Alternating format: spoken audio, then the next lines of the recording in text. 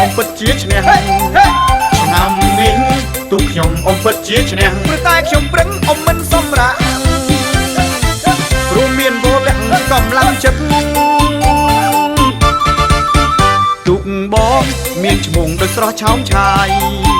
ទូកបងមានឈ្មោះដូចស្រស់ឆោមឆាយសែនពីរួមស្ដាប់មិនចិនណាយហើយតែងយកជ័យមិនដែលខានឡើយ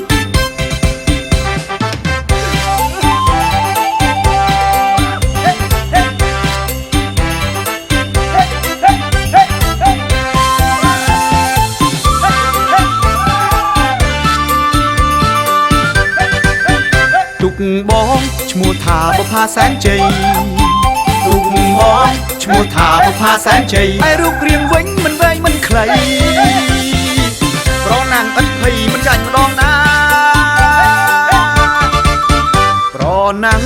ទូករួចចុះស្ដីជីវ៉ាប្រណាំង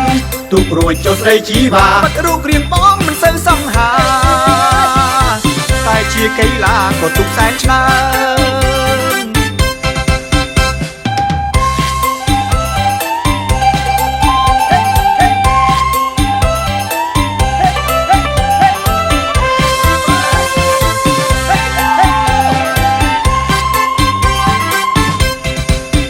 ទូកបងឈ្មោះថាបុប្ផាសែនជ័យទូកបងឈ្មោះថាបុប្ផាសែនជ័យឯរូបរាងវិញមិនវែងមិនខ្លីប្រណាំងឥតភ័យមិនចាញ់ម្ដងណាប្រណាំងទូករួចចុះស្ដីជីវ៉ាប្រណាំង